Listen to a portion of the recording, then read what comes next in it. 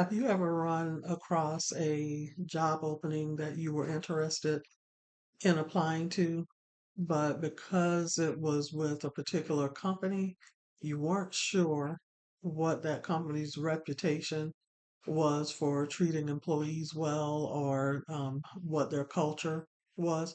Maybe you'd even heard some rumors um, in the rumor mill about that company not treating its employees well. So if you're like me, not only did might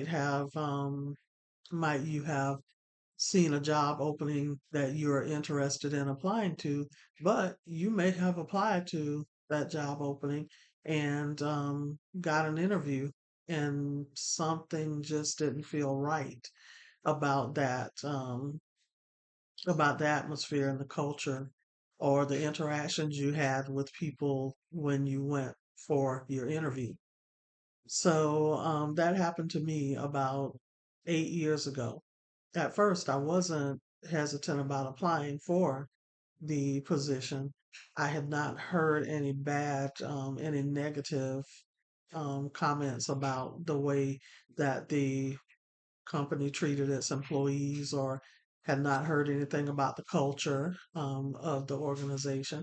I did do my research and found a couple of things, but they weren't items of major significance to me. I didn't think that they were, but 2020 hindsight showed me a whole lot. First of all, um, they were pretty timely in calling me for the interview, and that was, I'm sure, because of the breadth and depth of my human resources experience that they wanted to speak with me quickly. Because typically, when someone applies to a job, that's not the only job that they've applied to. So I'm sure the company wanted to see what my experience was. However, when I went I was invited for the interview. And when I went in for the interview, the director of human resources was, shall I say, I don't want to be inappropriate, but was a bit terse, borderline rude.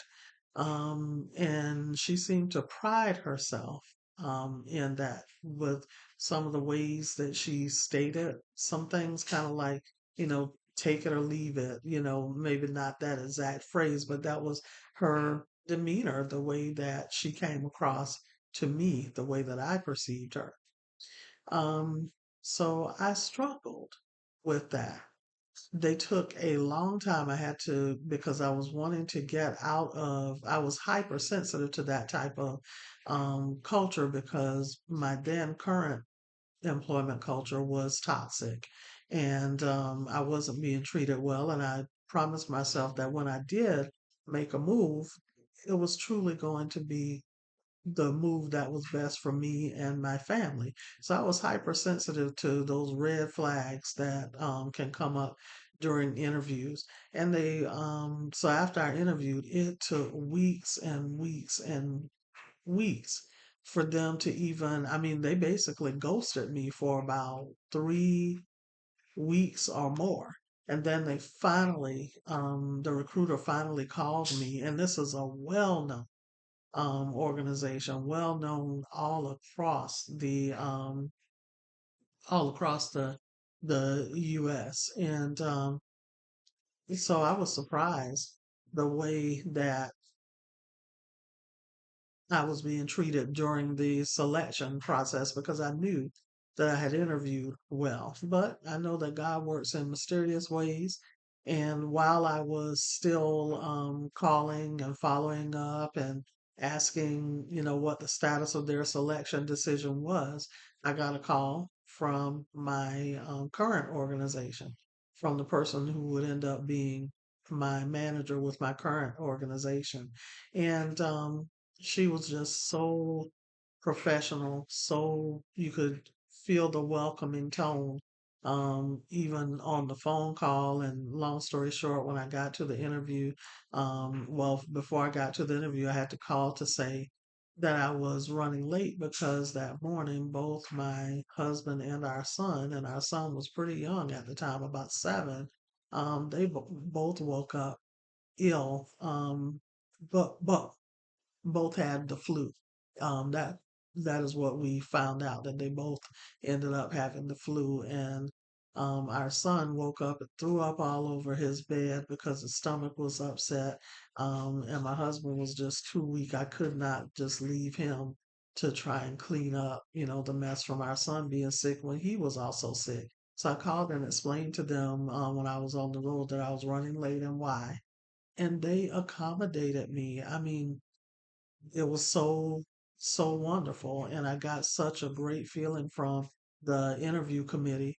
And I had already verbally accepted the position with the other organization, but I came back home and I told my husband, I said, I think that I'm going to rescind my acceptance of the position with the one company. And if the people at the current organization make me an offer, I am going to accept their offer because it is just something about the culture and the people who I met during my interview process that made me just feel like that's where I should be.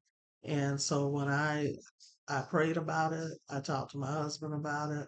I took some time off between jobs and I gave my former employer a long notice and took some extra time off and went to my home state to my mom and talked with her about it and just continued to pray and meditate on it.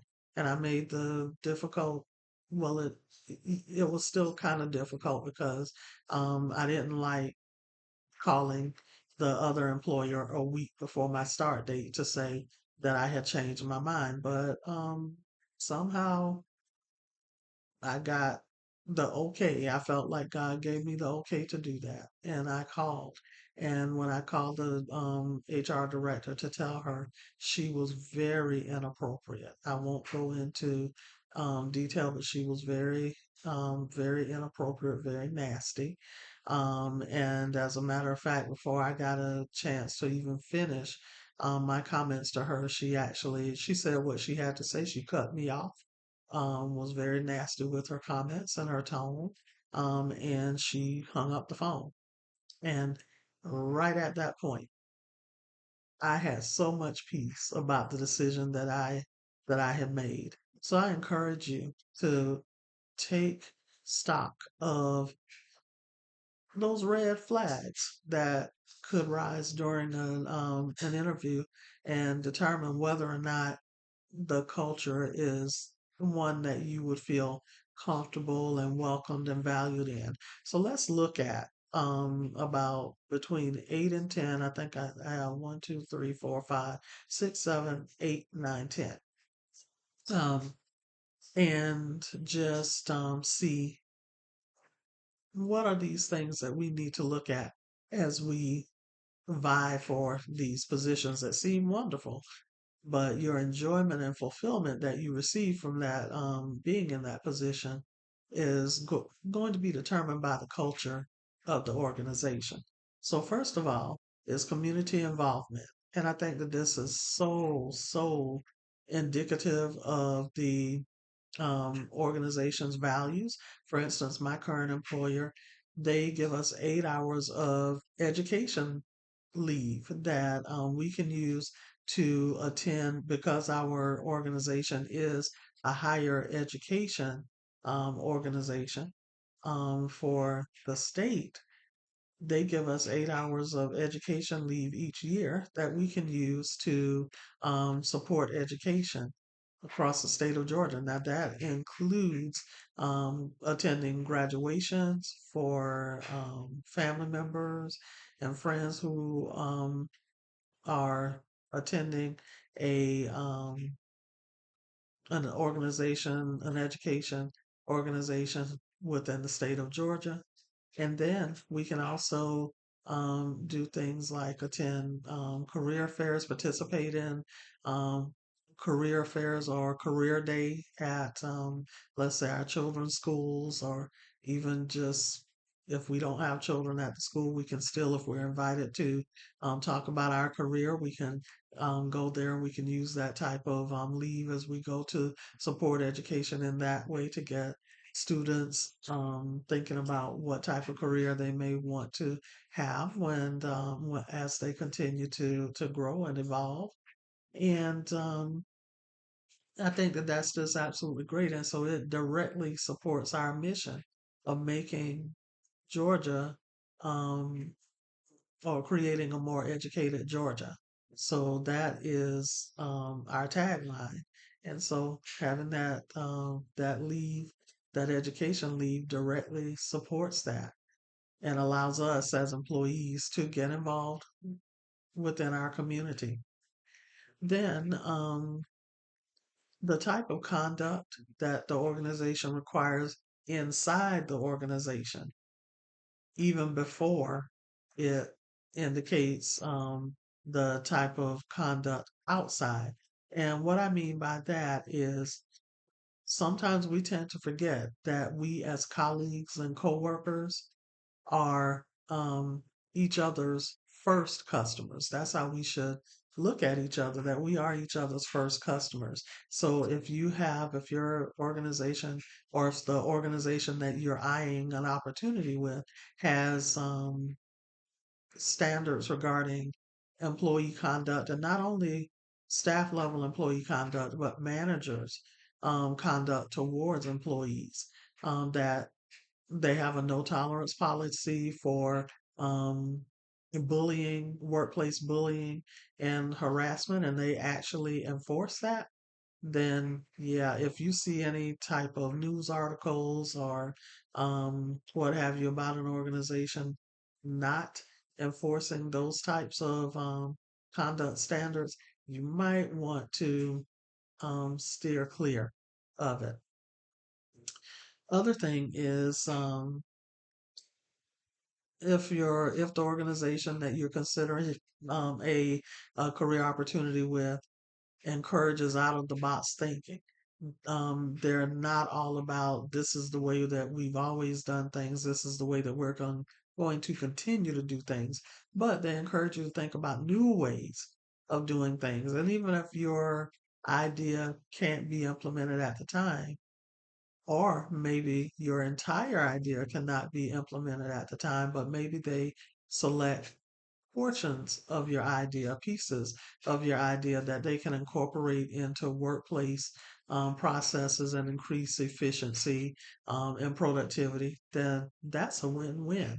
It's a win for the employee because they feel valued and they know that their contributions to the company's success are being valued or seen as valuable. And then it's a win for the employer because they get increased efficiency and productivity yeah, by implementing the employee's idea, and you get that employee's increased loyalty and happiness, as well as other employees increase loyalty and engagement as well, because they know that if one of their colleagues' ideas was taken into consideration and at least a portion of it incorporated into their daily processes, that they have an equal chance to have the same recognition. So it's a win win. The other is having a culture and encouraging a culture of respect, trust, accountability, and caring. And I recently did a facilitated um, conversation between a manager and an employee where communication kind of broken down between them, and the manager had come to me as well as the employee to seek my guidance on how they should handle the situation. And that's what I really like, that employees within our organization will seek out HR's help most of them, when they face a challenging workplace situation. And so we had that manager and that employee um, agreed to participate in a facilitated discussion. I was the neutral party there, just kind of playing referee. and helping to clarify, helping to, well, asking additional follow-up questions and what have you to help them see each other's perspectives about some workplace differences that they had come to have. And at the end, what really warmed my heart and uh, let me know that we were doing the right thing is that the employee said that she now felt that she had been heard. And the manager expressed similar gratitude. And later on, when the manager and I met down the hallway on our way to lunch, he said thank you again to me, and just, told me he greatly appreciated my expertise in that area. So that made me feel so good because now hopefully this manager and employee can work together towards success. And that's the goal: respect, um, trust, accountability, but also letting each other know that we care about each other as people because we are not numbers, we're not statistics, we are people. So that made me feel really good. Um, Also, policies as a guidebook to supporting the organization's mission. If the organization has well, every organization, business should have a mission statement and they should work diligently towards um, achieving or representing that mission at every turn. But if they don't enforce that, then if you see little signs that they're not enforcing that, then that would be a concern. I would think twice about whether I want to work for that organization. And back to the prior one about respect and caring and accountability and what have you. If I see within the organization, like with this um, organization that I had the interview with and ultimately rescinded my acceptance of employment, they, I can see that they might not have a culture where employees feel comfortable about coming to um, HR for fear of retaliation. So just kind of, like I said, check those things out. Then, how candidates are treated. Again, like I explained to you, this organization, I mean, they are known worldwide, and I think that they have some international um, locations as well, but they are all across the United States.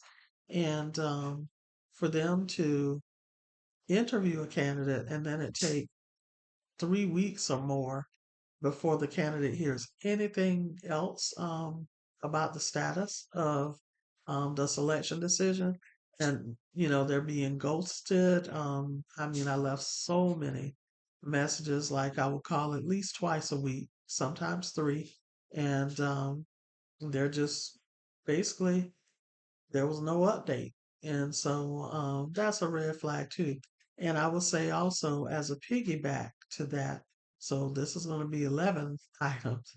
Um, Also, when you go to an interview, and if the interviewers have you sitting out in a lobby or whatever, and you had your scheduled time to meet with them and they take a long time to either come out and say that another interview is running longer, or they are apologizing, or offering you a bottle of water, or asking you if you even need to reschedule, because sometimes um, job search candidates, are they're interviewing, but when they interview, they are taking their lunch break to try and interview or whatever.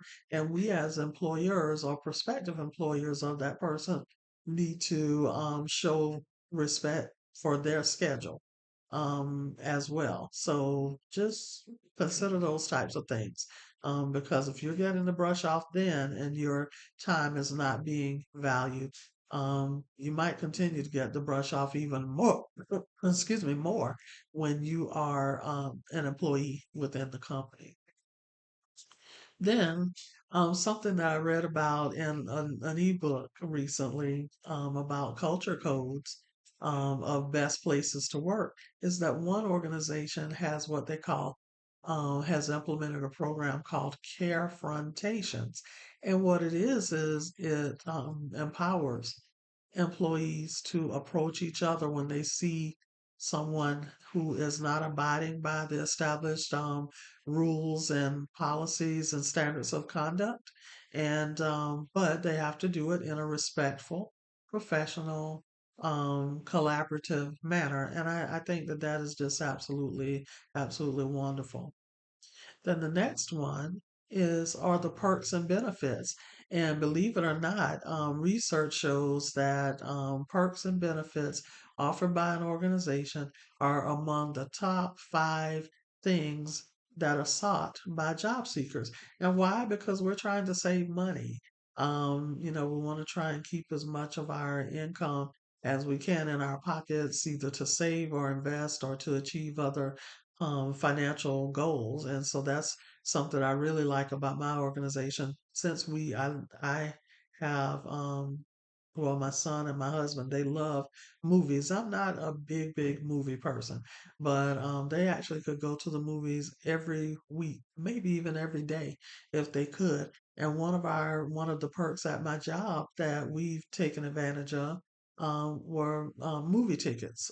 And we have not paid full price for movie tickets in almost 8 years because the deals that the platform that my employer is a member of, it gives us really good deals. Sometimes package deals with two movie tickets and a large popcorn and drinks for two people for like $37. That is unheard of these days. I'm sure that most of you will agree.